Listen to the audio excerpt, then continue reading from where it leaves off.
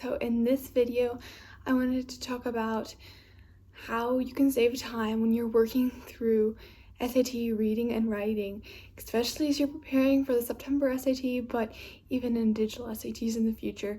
This is part 2 to this video series. I did part 1 about math and how to save time for that, so make sure you subscribe to my channel and check that out. But without further ado, let's go ahead and talk about how you can save some time on SAT reading, writing, and score well on exam day. Okay, so first off, I really want to talk about how much time you should be spending on each problem. So you're very familiar with vocab questions, with main idea questions, with questions asking you to make an inference, with your basic grammar questions, and then the bullet point questions at the very end of every reading and writing module. So I'm going to talk about how much time you should be spending on each of these. Probably about 45 seconds or so on vocab questions, maybe around 75 seconds on main idea questions, maybe 135 seconds max on inference questions, maybe 30 seconds on grammar questions, and 20 seconds on bullet point questions. And so if you're struggling and spending a lot of extra time on one of these sections, then I'd suggest going to Khan Academy and practicing these types of problems over and over until you can get them in a short amount of time. Because repetition, especially for reading and writing and really reading, helps a lot in order to bring your time down. Right along with that though, if you recognize during exam day that you're really taking too long in these questions, then you can skip ahead. So what I would always do in exams, I would generally see, okay, once I finish the vocab, main idea, and inference questions, which are all the reading questions, and in between reading and writing, approximately problem 14 or 15, if I was 20 minutes through, I was good. If I was farther along though in the time than that, like 23, 24, at that point, I'd realize, okay, you know what, I need to move faster, and so I might want to skip to the very end and start working backwards. That strategy really is more helpful if you realize that when you're in the middle of your reading problems, especially in those inference passages, because oftentimes, especially on SATs, when you get harder versions of the reading and writing modules, sometimes you'll get really long passages, they're really convoluted, and so if you recognize that, don't be afraid to just skip to the end and work backwards. That way you save those harder questions for the end.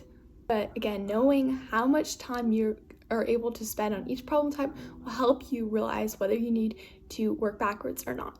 And just as a side note, those timestamps I mentioned for each type of problem earlier would give you about 5 minutes or so to go back and check your work. Highly recommend that. Check your work if at all possible, because it will help you catch mistakes. So trick number 2 is I really suggest that you just skip a problem. If you don't know how to answer it within the time, especially those problems that have longer reading passages that involve inferences, because those, at least in my opinion, are the hardest, don't be afraid to just skip it. As frustrating as it can be, you can gain those points on another question that's a lot easier for you to answer than one that you have no idea how to approach. You just don't know how to answer. So save yourself some time and be okay with skipping it and then coming back to it later if you have time. Okay, so third, if you're running on short of time and you reach your grammar questions, especially for the questions that are asking you about verbs or asking you about punctuation, only read the sentence with the blank in it. You don't really need anything else most of the time. You can pick up on the context just based on that one sentence, and then you don't have to read the whole rest of the passage. So yeah, I feel like that's a pretty simple tip. Fourth trick, stop reading the bullet point problem passages from the very end of the reading and writing modules. I'll try to put a link for another video I have just detailing that whole trick up there. But either way, even if you're not looking to save time, you don't need to read all those bullet points. You just need to read the answers and pick one of the answers based on the question. You don't need to know the information in the passage, and it'll save you so much time. So stop reading it.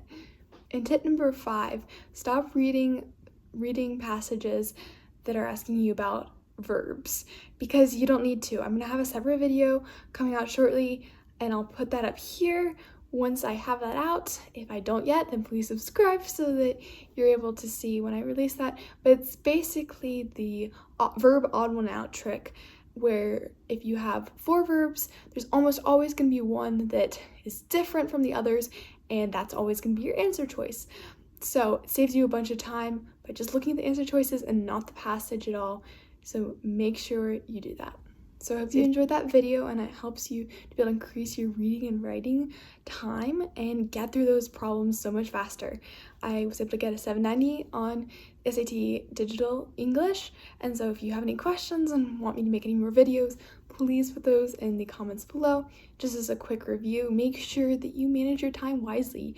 You know how much time you can afford to spend on each section, so only spend that time, and don't be afraid to skip. Don't be afraid to work backwards if you need to. Don't read the texts for SAT bullet point questions or SAT verb questions if you're running low on time, and also only read one sentence for most of the SAT grammar questions. You don't need the rest. So yeah, hope those tips help you to be able to save so much time. Please like and subscribe, and do me a favor helping me to pay for college by helping me monetize my channel. So yeah, thanks guys, and I'll see you again soon.